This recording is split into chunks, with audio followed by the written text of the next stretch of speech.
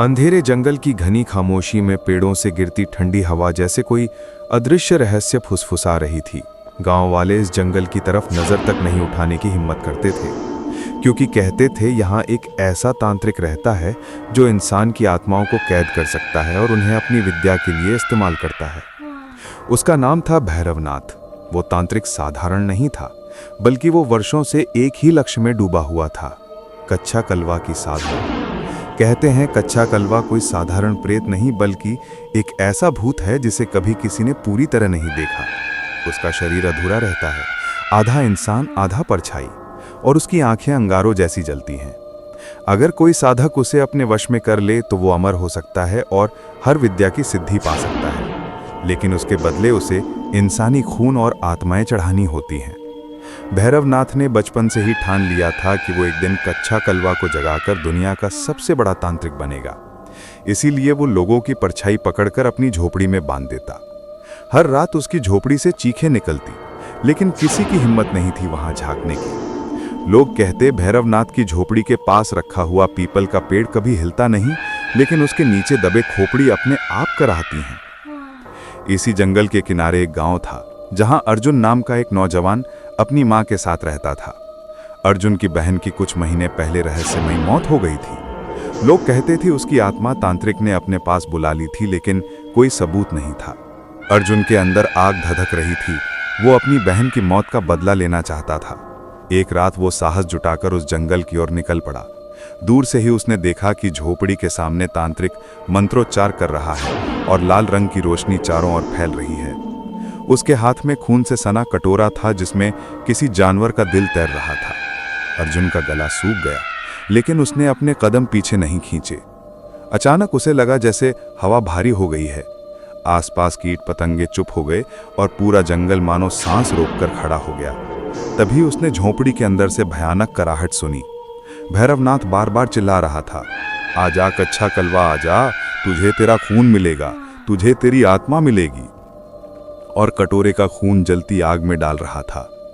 अर्जुन ने पास जाकर देखा तो उसकी रीढ़ की हड्डी जम गई। झोंपड़ी की दीवार पर उसकी बहन की तस्वीर खून से उकेरी हुई थी, जैसे उसकी आत्मा को बुलाने का प्रयास किया जा रहा हो। अर्जुन ने डरते हुए एक पत्थर उठाया और जोर से झोंपड़ी की छत पर दे मारा।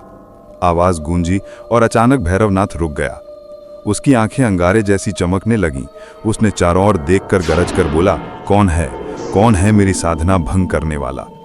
अर्जुन छिप गया, लेकिन तभी उसे लगा जैसे कोई अदृश्य शक्ति उसकी गर्दन पकड़कर हवा में उठा रही है। वो तड़पने लगा। भैरवनाथ ने हंसते हुए कहा, ओ तो तू है वही लड़की का भाई जिसकी आत्मा मैंने कच्चा कलवा के लिए बुला ली थी।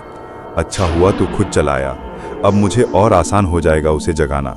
अर्जुन ने पूरी ताकत से मंत्र जाप तोड़ने के लिए पास रखी राख को आग में फेंक दिया।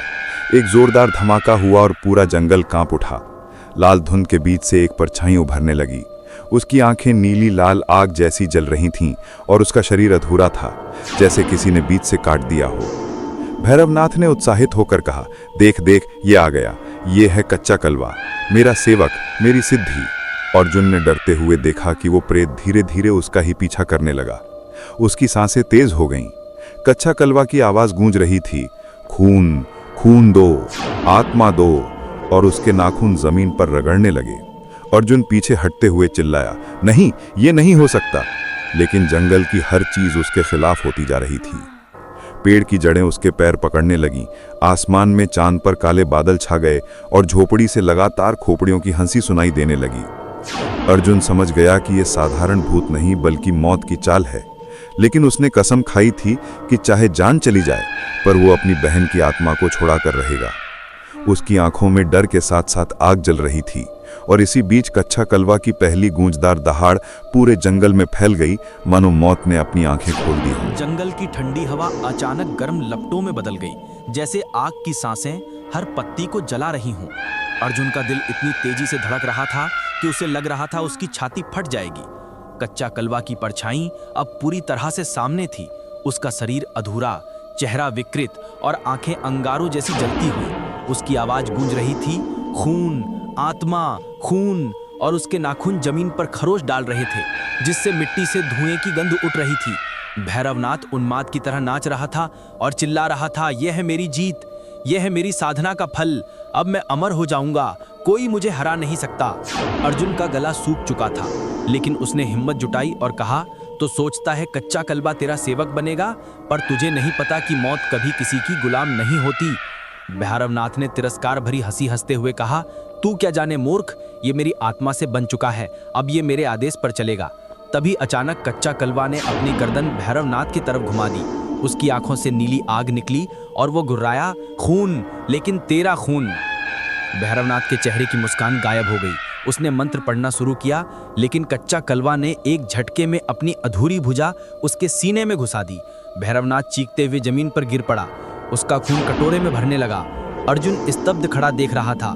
तांत्रिक का सपना उसी के बनाए भूत ने तोड़ दिया। तभी कच्चा कलवा की निगाह अर्जुन पर पड़ी और वो धीमे कदमों से उसकी ओर बढ़ने लगा। अर्जुन ने पीछे हटते हुए बहन का नाम पुकारा, रीमा, अगर तेरी आत्मा यहाँ बंधी है तो मुझे संकेत दे। अचानक हवा में घंटियों की आवाज गूंजी और झोपड़ी के कोने में रखा दीपक अपने आप जल उठा। अर्जुन को लगा जैसे कोई अदृश्य हाथ उसका मार्ग दिखा रहा हो। उसने हिम्मत करके दीपक उठाया और कच्चा कलवा की आंखों में रोशनी डाली। एक पल के लिए वो चीख उठा और पीछे हट गया। उसकी अधूरी परछाई कांपने लगी। अर्जुन ने समझ लिया कि उसकी बहन की आत्मा उसकी मदद कर रही है। उसने चिल्लाकर कहा, तू मेरी बहन को छोड़ दे, नहीं तो मैं तुझे इसी रोशनी में भस्म कर दूंगा। कच्चा कलवा गुर्राया, लेकिन उसकी चाल धीमी हो गई।